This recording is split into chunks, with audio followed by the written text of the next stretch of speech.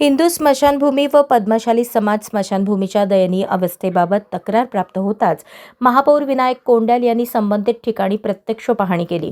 पाहणीदरम्यान स्मशानभूमीत नावफलकांचा अभाव, संरक्षक भिंत व प्रवेशद्वार नसणे, सर्वत्र कचरा व अस्वच्छता तसेच अंत्यसंस्कारासाठी येणाऱ्या नागरिकांसाठी सुरक्षित प्रवेश मार्ग नसल्याचे निदर्शनास आले.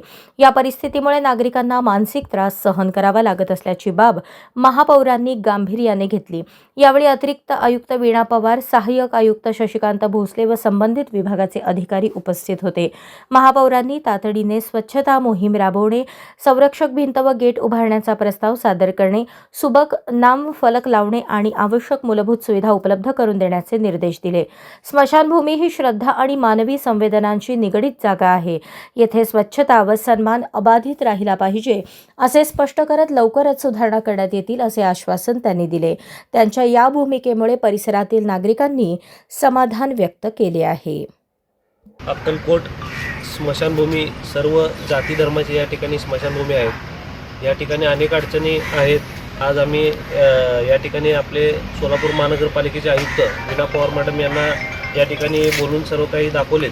या ठिकाणी उपस्थित असलेले पश्चिम महाराष्ट्राचे अध्यक्ष आमचे डॉक्टर सूर्यप्रकाश पोटे साहेब, सर्व पदाधिकारी, आमचे पद्मशाली समाजाचे अध्यक्ष फलमारी काका, तसेच सर्व समाजातील या ठिकाणी लोक या ठिकाणी उपस्थित आहेत. या ठिकाणी कुठल्याही एका समाजाची स्मशानभूमी नाही आहे, तर या ठिकाणी सर्व समाजाची स्मशानभूमी या ठिकाणी आहे.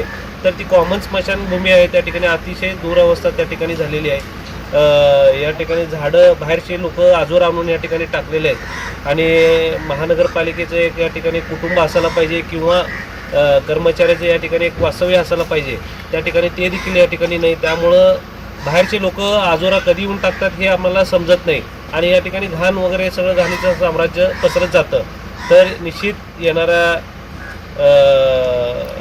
बजेटमध्ये किंवा येणाऱ्या आमचं जेव्हा आम्ही बजेट करतो या भागातील सर्व समाजाचे जे काही आता आम्ही प्रश्न आहेत ते आम्ही या ठिकाणी ऐकून घेतलेलं आहे. तर त्या ठिकाणी काय जास्तीत जास्त आम्हाला करता येईल त्या ठिकाणी सर्व समाजातील वॉल कंपाऊंडची गरज आहे असं त्यांनी त्या ठिकाणी स्मशानभूमीचं वॉल कंपाऊंडची गरज आहे त्या ठिकाणी त्यांनी सांगितलं.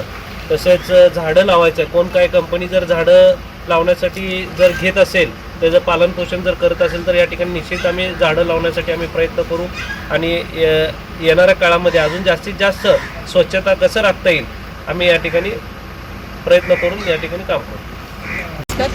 आपण इथं शांती चौक स्मशानभूमीजवळ आहोत, अक्कलकोट रोड. प्रशासनाला जेव्हा या स्मशानभूमीच्या विविध प्रश्नांबद्दल निवेदन देण्यात आलं, माननीय महापौर साहेब इथं उपस्थित आहेत. त्यांच्या समवेत 2 दिवसापूर्वी काम सुरू झालेलं आहे प्रशासनाचं. मोठ्या प्रमाणात रोडवर आजोरा पडल्यामुळं रोडची रुंदी कमी झाली होती. तर आजोरा काढल्यामुळे आता रोडची रुंदी ही जास्त झालेली आहे. जिथं आम्ही आजोरा साफ केलेला आहे त्या भागात आता प्लांटेशन आपण जुलै महिन्यात पाऊस पडल्यानंतर जून-जुलै महिन्यात आपण प्लांटेशन हाती घेऊ शकतो. ह्याच्या व्यतिरिक्त जो मोठा निधी लागणार तो एंट्रन्स गेट, वॉचमनचं कॅबिन, एखाद्या कुटुंबाला राहण्यासाठी क्वार्टर, मोठा रोड आणि स्मशानभूमीत आल्यानंतर नागरिकांना लागणाऱ्या काही ज्या सुविधा आहेत पाय धुण्यासाठी किंवा बसण्यासाठीची व्यवस्था, याबद्दलचं व्यवस्थित जे इस्टिमेट आहे ते केलं जाईल. आणि मोठा फंड लागत असल्यामुळं थोडं मागोवा घेतला जाईल की महानगरपालिकेच्या काही बजेटमधून, काही गोष्टी जिल्हा नियोजनच्या बजेटमधून, काही इतर कोणत्या योजना जर असतील शासनाच्या, महाराष्ट्र शासनाच्या, तर अशा प्रकारे आपल्याला निधीची उपलब्धता करून मग ही कामं करून घेता येतील. ते सगळ्या नोंदी घेतलेल्या आहेत आणि टप्प्याटप्प्याने काम पूर्ण करण्याचा पूर्ण प्रयत्न केला.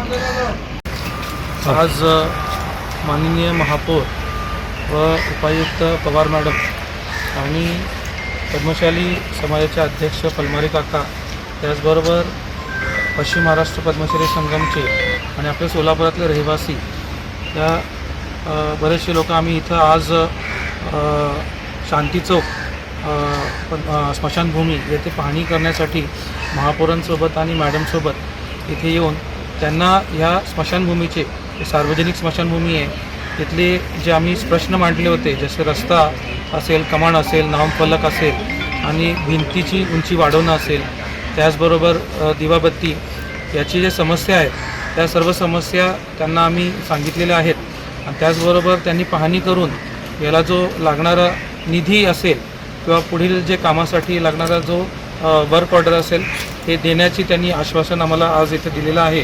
त्याचबरोबर प्लांटेशन आणि कुठल्याही कंपनी CSR फंडकडून ह्या कामं करता येतील का ह्याची माहिती ते घेतो म्हटलेत आणि त्याचबरोबर जो बाहेर गेट बसवणं आणि वॉचमॅन या स्मशानभूमीसाठी त्याची ते तरतूद करतो आहे असे असं आम्हाला आश्वासन दिल्याबद्दल आम्ही सर्व सोलापूरकर म्हणून त्यांचं धन्यवाद व्यक्त करतो.